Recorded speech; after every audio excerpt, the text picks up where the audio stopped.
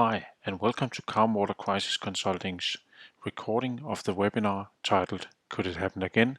Get to know your operational risks. In the webinar, we dive into how you create your operational risk matrix, giving you tips and tricks and professional insights.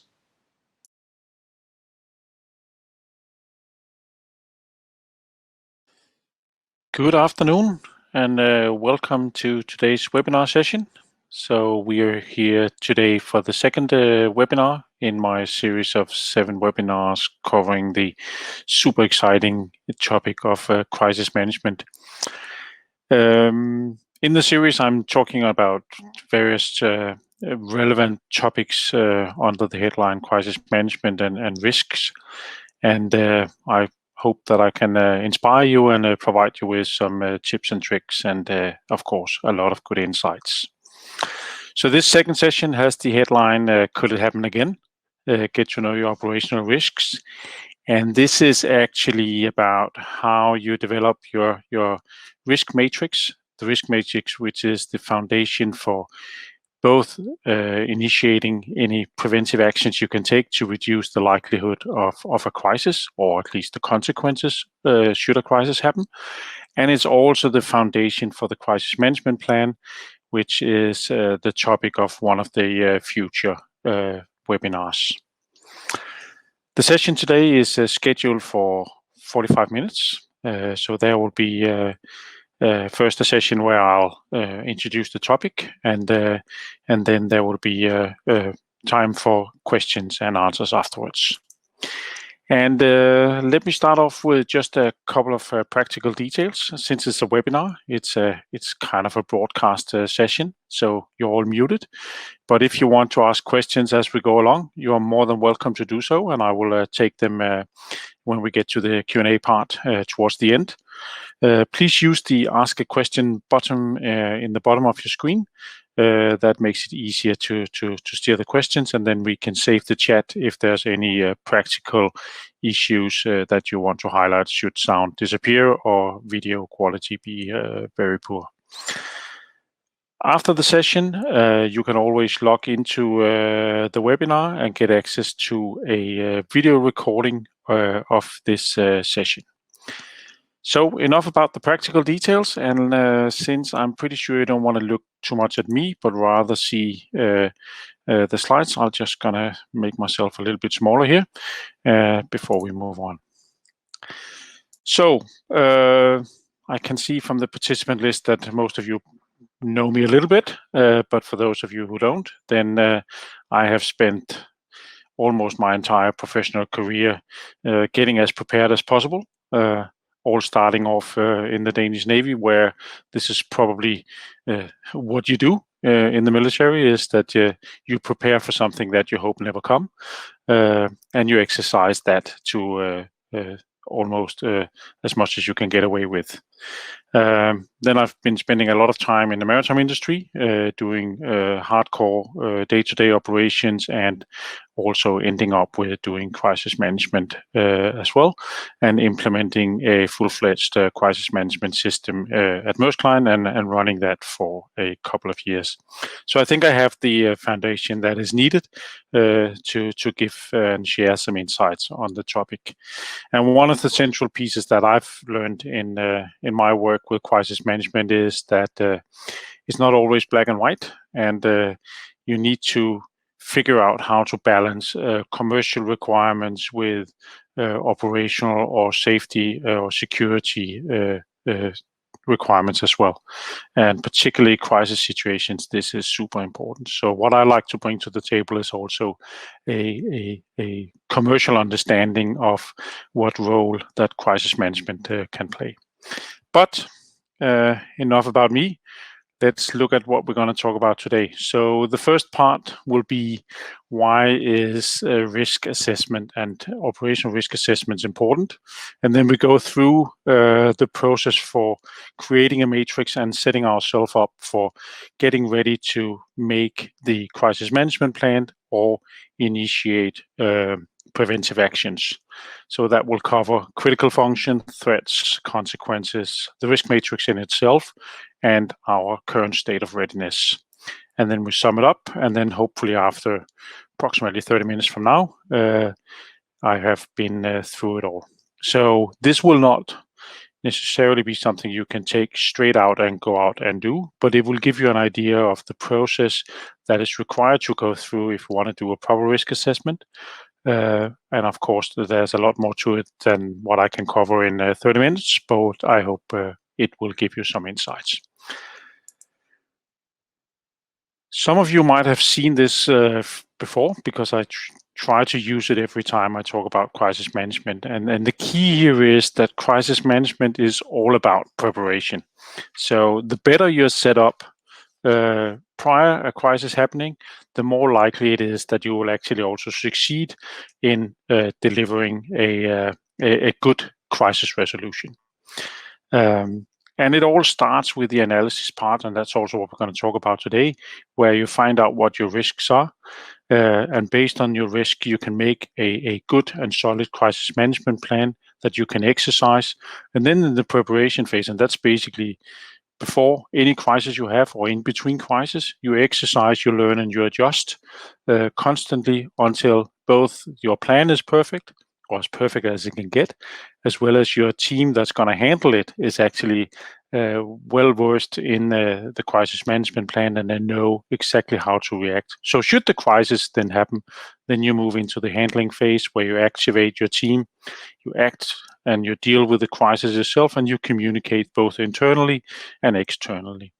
And when the crisis is over, you post-evaluate. And that was actually the topic of the previous webinar, where we looked into the post-evaluation process and how that is done, because it's important that you take the learnings that you do after a crisis or after an exercise, and you adjust your plan and you adjust your setup so that it actually works better the next time. So today we're going to focus on the analysis part, and in the analysis part, particularly, we find the risk assessment process.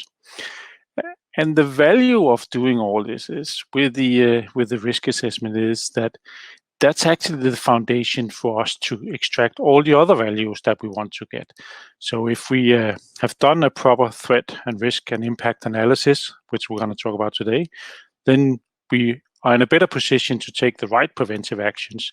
And the right preventive actions will reduce the likelihoods of incidents happening, and it will also probably reduce the impact of a crisis. And having a better track record will give you a lot of benefits versus customers, because they would actually like to work with somebody who has less crisis situations, and thereby this customer impact. You could probably also get lower insurance premiums. And once you get into a crisis situation, you can act faster. So it's kind of all hinging on the risk assessment that you do, and that's why it is so super important that we do this part. It is actually something that many, they tend to skip, because they think, hey, we know our industry, we know our business, so we don't need to do that. But I would argue it's one of the most important part you do. So that's why the whole preparation phase for me is kind of a 5-step approach, where the foundation is the risk evaluation that we talk about today, where we know where we end up with our risk matrix. That one we use to do the preventive action. So we identify the possible preventive actions we can take and we activate that. We prepare our response plans, and I will get a little bit back to response plans today, because that actually links very much back to the threat scenarios that we develop. But in the next webinar, we will talk a lot more about the crisis management plans in itself. And the crisis management plan system, together with the response plans, is kind of a parallel activity that you can also do in parallel with the preventive actions. And then once you have the system ready, you need to implement it in the organization. And you need to make sure that people are trained so that they know what to do, right? So this is a super important process. So again, we start at the bottom of the stairs, and then in the coming sessions, we will move upwards.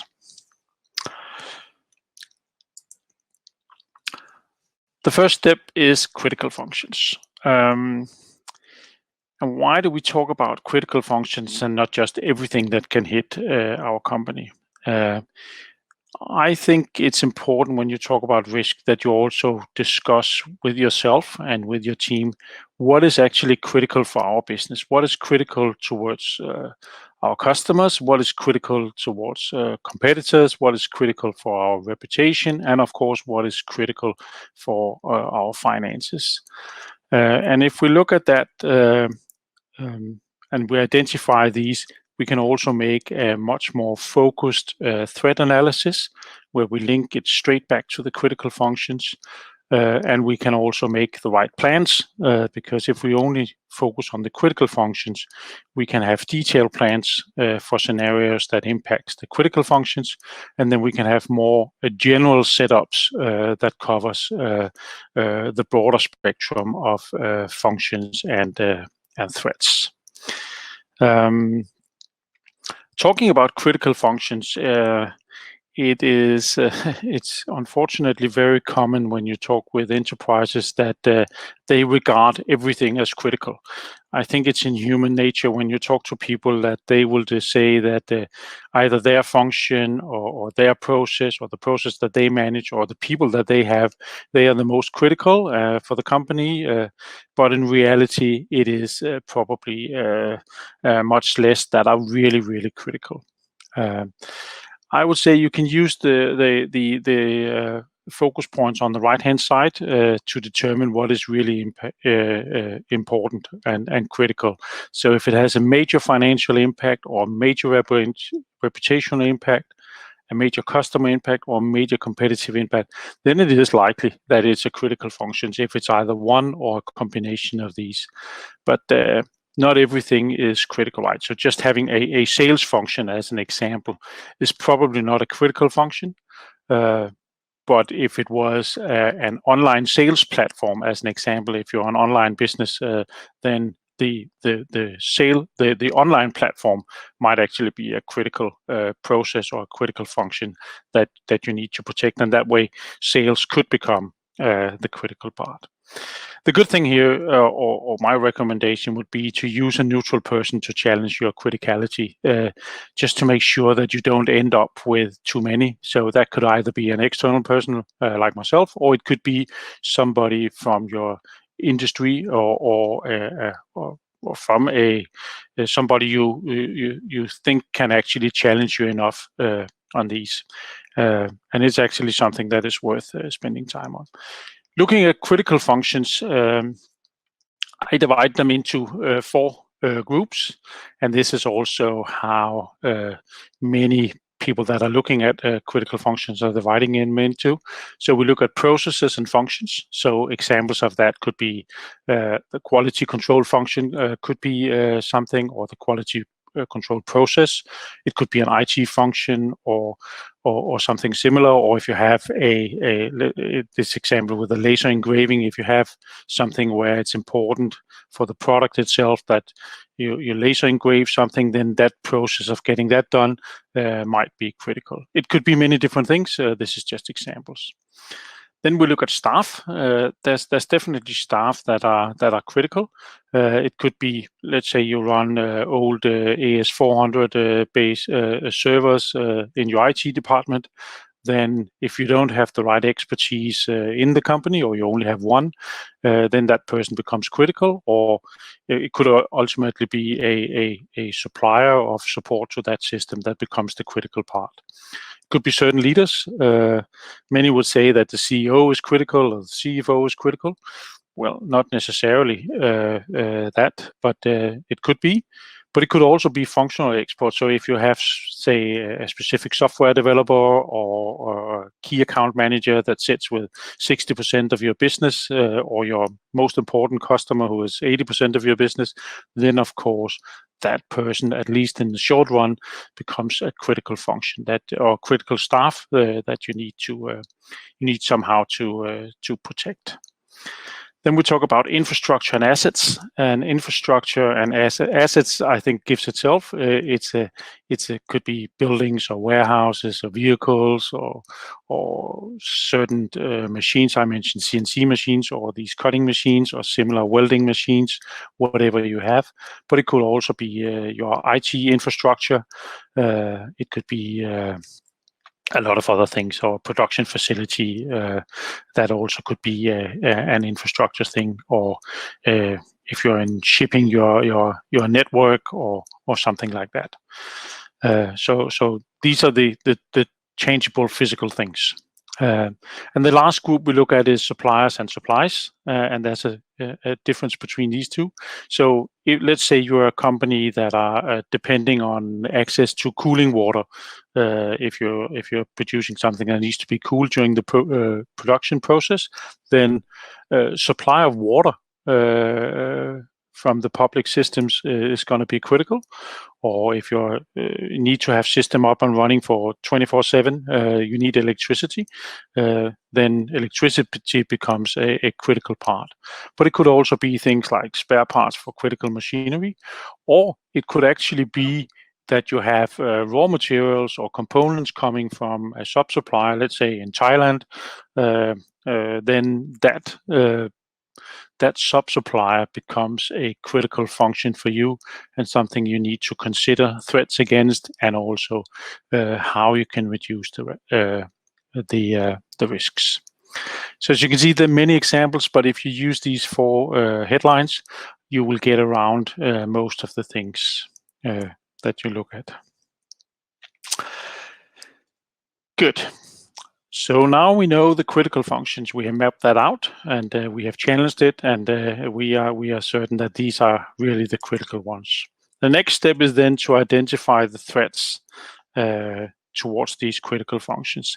And here we are looking at focused threats, focused towards the critical functions. We could talk about general threats, but general threats seems to be a bit broad, and they are difficult to quantify.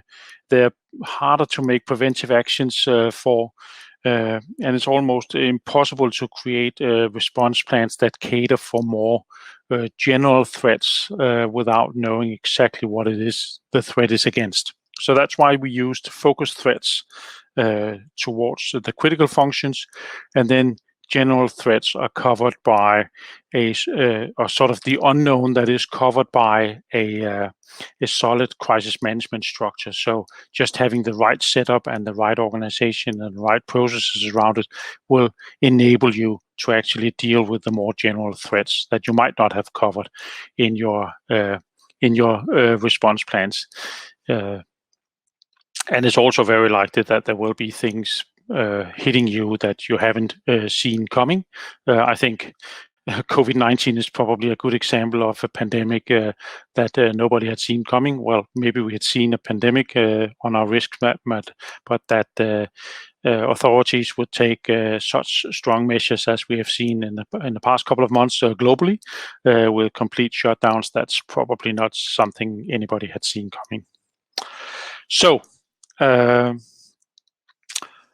So we need to look broad, and we need to map them against the critical functions, right? And you can see here some examples that I have put in, and this is a matrix that I use. So I try to look at what are internal threats and what are external threats, where internal threats could be things like work safety violations, or even ending up with fatalities, or you're losing key employees, or fraud. It could also be one of the things, whereas external things are things that comes from the outside.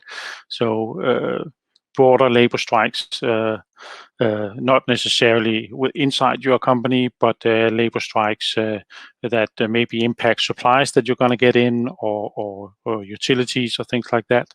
But it could also be natural disasters or supply chain issues and things like that.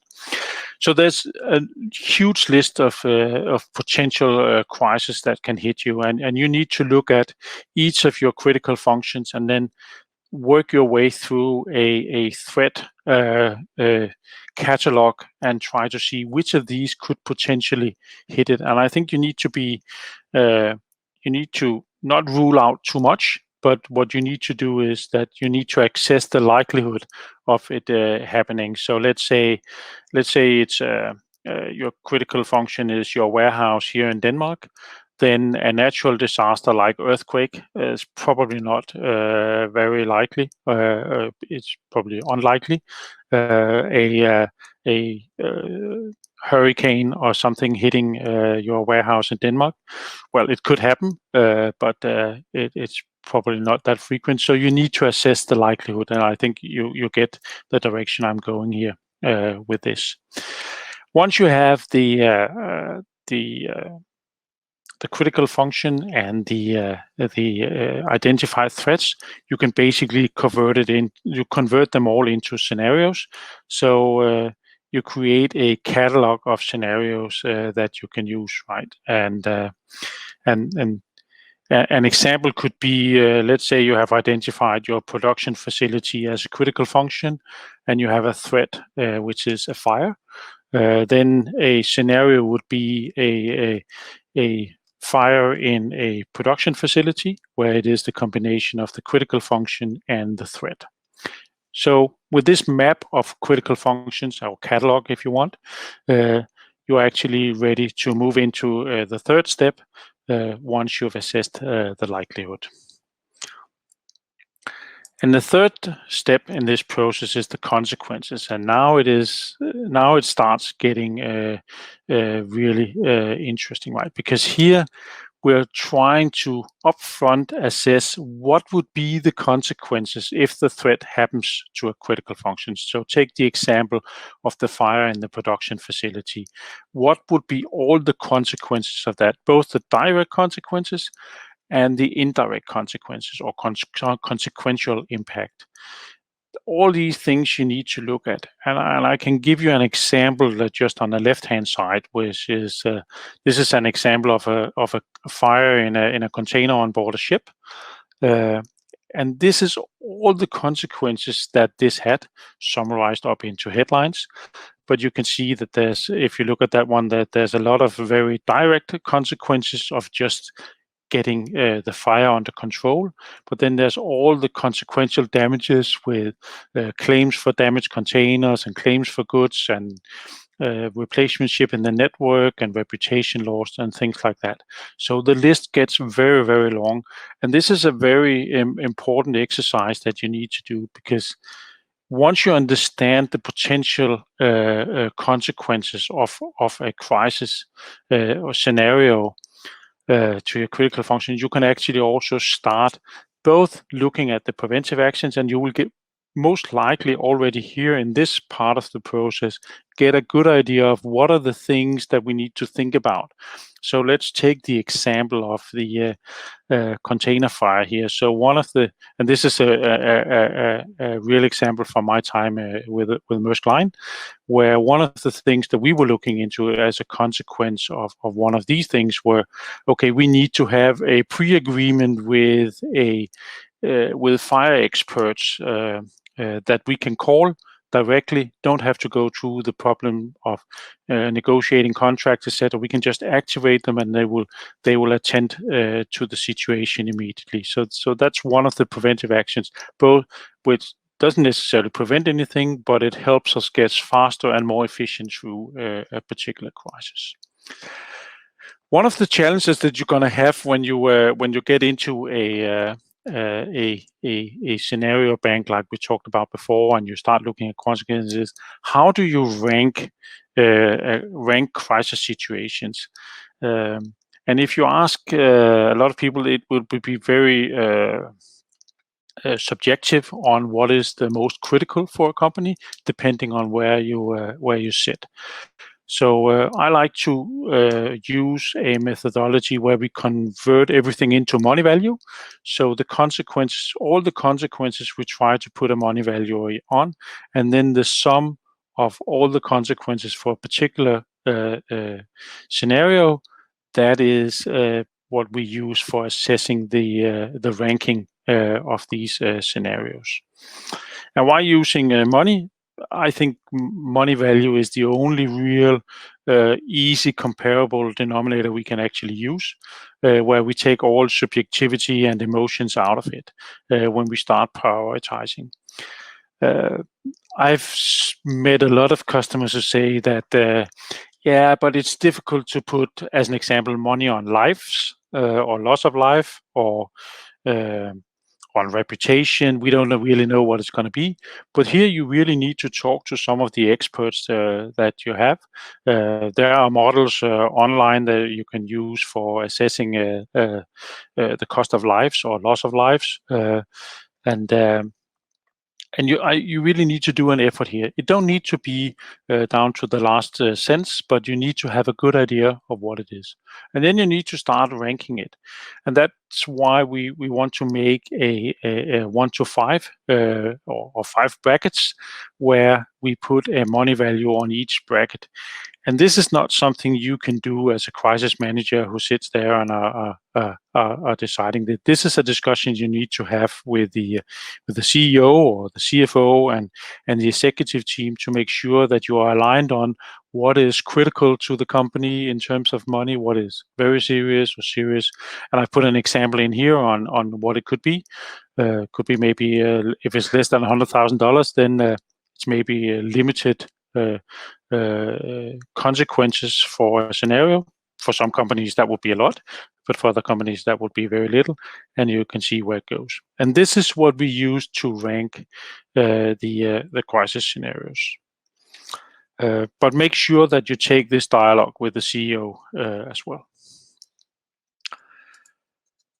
Now we actually have all the components we need to create our risk matrix.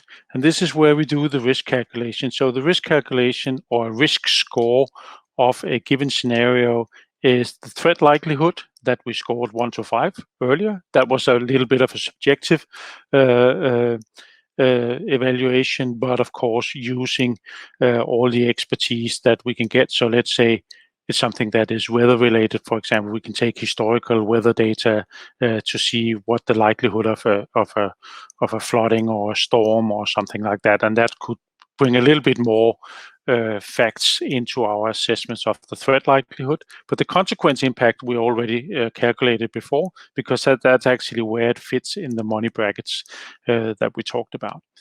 So you make up this table of all your scenarios with the calculated risk score, and then you plot it into your matrix, which is the bottom right-hand side, and that will give you a lot of all your scenarios plotted different places in the matrix, where red is what we call very critical, yellow are critical, and green are less critical. The next step is then to decide on what risk threshold you as a company actually want to have. And that differs a lot from company to company. Again, this is a discussion that you need to have on executive level. So what is the risk appetite within the company? And there might actually be some risks that a company is more willing to accept, or even a higher risk profile on a short-term basis if the cost of preventive actions are too high. Then maybe for a period of time you will accept something that is more risky. But it's important that you take this discussion, because this is what guides the preventive action effort that you're going to do afterwards. So if you don't know how low you're going to need to get your risks on the matrix, then you can't take the right actions. My experience says that larger companies are typically more risk adverse than smaller companies, both because they think a lot about their reputation and their brand, and also many times because they have better cash to actually do, or more cash to take the necessary precautions and reduce their risks. That's a little bit different if you're a 10-person company recently started, then you're probably willing to accept a bit higher risks. Once you have done that and you have determined your risk threshold, you start looking at the preventive actions. So what are the preventive actions that you can take? Some of them might already have surfaced when you did the consequence analysis. Um, and then you do a recalculation of the threat scenarios after implementing preventive actions, because you might actually then see that either the likelihood or the consequences will go down now that you have made the preventive actions, and you can recalculate and get the residual risks after you have done the preventive actions. So this is an important part, and I would recommend you actually do this recalculation every time you either implement new preventive actions or you see the effect of preventive actions you have taken. At least you then just go back and revisit and make sure that you actually that your assumptions was right when you make the calculation. The last step in this process is the readiness, and the readiness is a snapshot of where are we today versus the various scenarios. So are we ready? Are we low readiness or average or high readiness? And this is what sets the scene for creating the crisis management plan. Because if you don't know where you are with your current efforts, then it's hard to know what the outset is for and what you need to do to bring it up to speed. So I use three different categories. I look at the preparations we already have done. So have we already done some plans? Have we done some exercises? Have we been in crisis situations before where we've done some experiences? So what do we actually have? What lies around in the company? And you'll be surprised when you look at larger companies that there's actually a lot of things floating around in various places. It's just a question of finding out where they are. Then I look at how have we implemented preventive actions already. You will maybe see that for some things you already have done something. It could be fire sensors in a building or something like that. For others, you don't have. And then I look at what internal and external competences are readily available. So with these three things, I can get a pretty good snapshot of where we are and what is our current state of readiness prior to going full force with the preventive actions and also going ahead with the crisis management plan. And one of the side effects or positive side effects of having this readiness matrix is that it can become super relevant when you start doing your stakeholder discussions, because you can actually illustrate exactly how maybe grave the situation is, or maybe also how good the situation already is, and how easy it will be to get it to the next step. Depending on where you are on this scale, you can actually use the argumentations a lot. And then, of course, it also shows you where you need to start putting your efforts. So now we've been through the 5 steps, and the takeaways that I would like you to take away today is, first of all, risk assessment. That is the foundation. This is where you start, and this is important both for being able to do the response plans. It's important for the preventive actions. And if you don't have the right response plans and the right scenarios, then you also don't know what to exercise. So it all comes back to the risk assessment. And you can actually use the risk assessment just as a standalone, even if you don't want to go through all the efforts and create a full crisis management plan. Then just knowing your operational risk can be a lot of benefit. I made a case for a customer where they wanted to know the operational risk, of course, because they wanted to take a couple of preventive actions, but also to convince their bank partner that, hey, their company had actually very little operational risks, and therefore they could be trusted as a customer to borrow additional funds. So it can take many directions, but it's always a good start. And then there's 5 steps in it. So you identify your critical functions, you assess the threats towards the critical functions, determine the consequences of all the scenarios and convert those into a money value for ranking. You map it out in your matrix. You agree with your management on the threshold, and then you start initiating the preventive actions and develop the plan.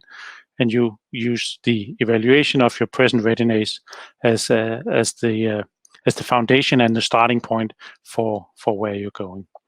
And then you're ready to make the crisis plan, which is the topic of the next webinar, next Tuesday, for those of you who are interested. So what we've done today, the left-hand part here with the risk evaluation, setting ourselves up for looking at the crisis management plan. And with that, I've actually managed to get all the way through.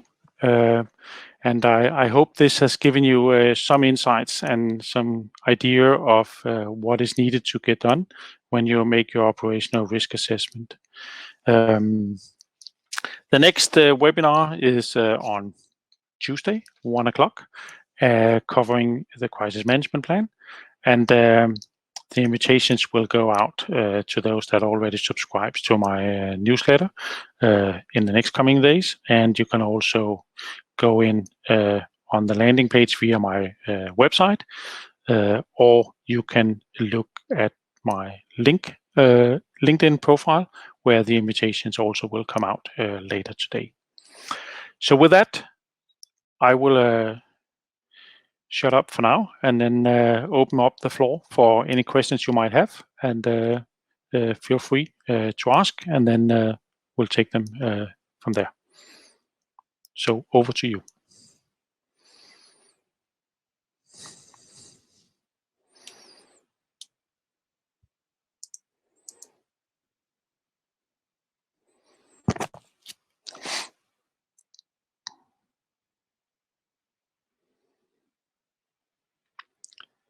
So while we wait and see if there's any questions that pops up, then one of the questions I often get when talking about doing a risk assessment is, how long does it take, or what is the efforts required? And I typically say it takes at least, depending a little bit on how complex your company are, of course, and how big it is, then anything from 2-3 hours to a full day, with 4 or 5 people that knows the company quite well. With that, I think you can get through a good evaluation of your critical functions, the threat assessment, the first level of discussions on consequences, and a first cut on the matrix. But if you want to have the full calculations on the consequences, you probably need a bit more time, and you might also have to go back and redo that a little bit. But maybe a day's effort, then I think you're in a very good position if you're a large company. Shorter time if you are a smaller company.